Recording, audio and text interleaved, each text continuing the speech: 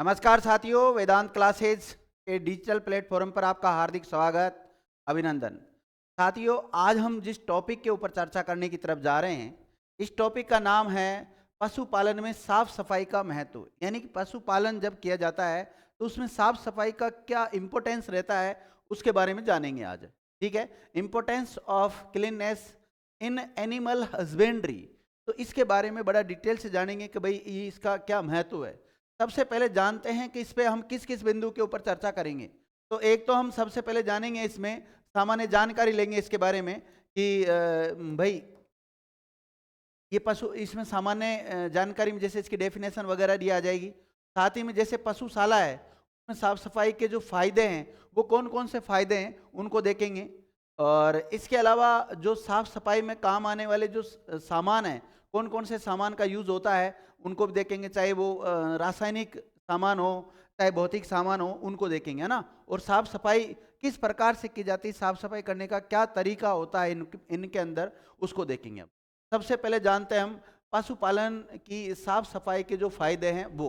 देखिए, पशु आवास में कीटों का प्रकोप कम हो जाता है। अगर जहाँ पशु पाले जाते हैं विद्यार्थी, वहाँ पर अच्छी अगर साफ सफाई रखते हैं तो एक तो ये फायदा होता है उसका कि जो कीट होते हैं उनका जो प्रकोप है वो कम रहता है, ना के बराबर फैलने की उनकी संभावना रहती है।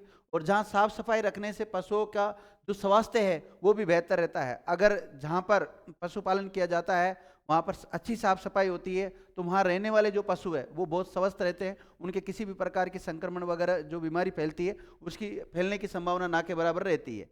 पशु आवास से जैसे गोबर है, मूत्र है आदि की जो दुर्गंध है वो भी नहीं आती। जैसे आपने सामान्यतः देखा होगा कई जगह पर साफ सफाई नहीं रहती है, तो ये जानवरों के द्वारा जो गोबर और मूत्र किया जाता है उसकी बहुत ज़्यादा स्मेल, बहुत ज़्यादा बदबू आती रहती है। आस पड़ोस वाले भी कई लोग परेशान हो जाते हैं उससे।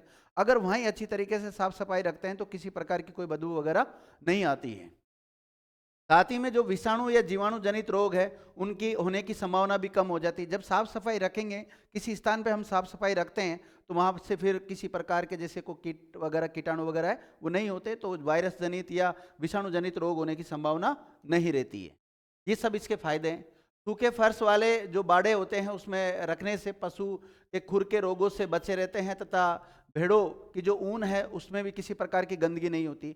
मतलब ऐसा स्थान जो सूखा रहता है, गीला नहीं रहता है, वहाँ पर अगर उस पशु को रखा जाता है तो इस पशु में जैसे ये खुर नामक जो बीमारी, खुर में कोई बीमारी हो जाती है, ऐसी बीमारी नहीं होती। यानी कि उसके खुर बिल्कुल सही रहते हैं। उसका जो पैर होता है ना, उसका नीचे वाला जो पार्ट होता है उसको खुर कहते हैं, तो उसमें किसी प्रकार कोई दिक्कत नहीं होती। जैसे भेड़ होती है, अब भेड़ की जो ऊन है वो वाइट होती है ज़्यादातर। अब वाइट ऊन अगर वो गंदगी में बैठेगी तो वो पीली पीली ऐसी खराब सी हो जाती है।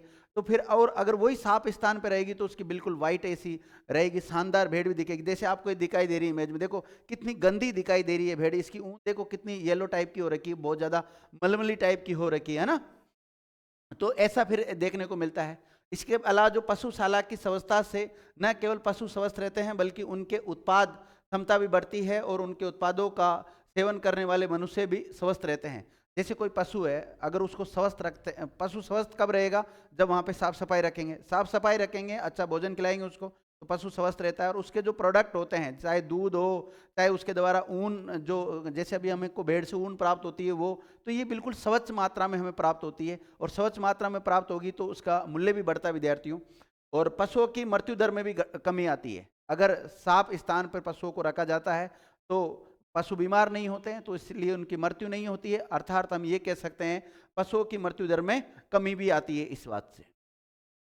अगर बात करें हम साफ सफाई में काम आने वाले जो सामान हैं वो कौन कौन से सामान होते हैं, तो साफ सफाई में जो काम आने वाले सामान है उसमें कुछ भौतिक पदार्थ होते हैं और कुछ रासायनिक पदार्थ होते हैं। सबसे पहले जानते हैं भौतिक पदार्थों में कौन कौन से आ जाते हैं। जैसे सूर्य का प्रकाश, जल और उष्मा। ये विद्यार्थियों काफ़ी मात्रा में इस बात का प्रभाव पड़ता है। अगर इसके देखें हम साफ सफाई में अगर सूर्य की जहाँ पे अगर किरणें आती हैं वहाँ पे अच्छी तरह प्रकाश रहता है तो कोई गीला भी हो जाता है तो वो सूर्य के प्रकाश से सूख जाता है। और अगर जैसे जहाँ पर पशुओं को रखा जाता है वहाँ पर पानी की उचित व्यवस्था है, अच्छी साफ सफाई होती है, तो फिर इन सबको हम भौतिक पदार्थों के भीतर रखते हैं। दूसरा होता है रासायनिक पदार्थ। साफ सफाई के कौन कौन से होते हैं, उसमें बोरिक अम्ल आ जाता है, जैसे आपको दिखाई दे रहा है ऐसा डिब्बा आता है बोरिक अम्ल का। इसके अलावा जैसे फिनाइल होते हैं, फिनाइल के द्वारा भी साफ सफाई की जाती है।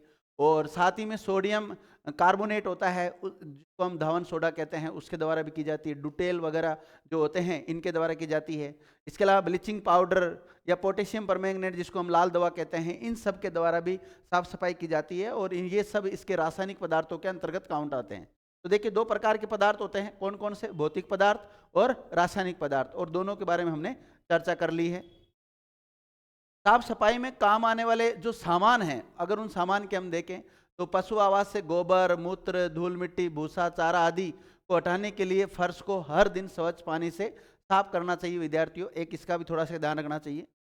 और इसके बाद एक बाल्टी पानी में 5 ग्राम पोटेशियम परमैंगनेट मिलाकर साफ कर लेना चाहिए। इसके अलावा एक बाल्टी में 50 मिलीलीटर फिनाइल डालकर भी सफाई कर सकते हैं। और कैसे कर सकते हैं? जो फर्श दीवार होती है उनकी सफाई के बाद पानी को अच्छी तरह से बाहर निकाल लें, जिससे पशु के आवास में जल जमाव नहीं हो सकता। जैसे जहाँ पर पशुओं को रखा जाता है, जब उनकी साफ सफाई कर दी जाती है और जल एकत्रित होता है, वहाँ से बिल्कुल उसको जो जल भरा रहता है उसको हटा देना चाहिए। तो इस प्रकार से मतलब पूर्णतः उसका सफाई का ध्यान रखना चाहिए। विद्यार्थियों, जैसा कि आप सभी को पता है, ये जो कोर्स है ये मात्र 21 रुपये में लॉन्च किया गया है। ये ऑनलाइन रिकॉर्डेड कोर्स है। इसका जो शुल्क रखा गया है वो 21 रुपये रखा गया है। आप भी जो अपने साथी है उनके साथ अधिक से अधिक इस चैनल को शेयर करें, इस कोर्स के बारे में बताएं, जिससे आपको तो फायदा मिल ही रहा है, साथ ही में उनको भी इसका फायदा मिल जाए। देखिए एक मोटिवेशनल कोड है विद्यार्थियों, जिस मेहनत से तू आज भाग रहा है वह कल तुझे सफलता दिलाएगी। झोंक दे खुद को इस आग में, यही आग तुझे हीरा बनाएगी। इसी के साथ आज की क्लास ऑफ होती है।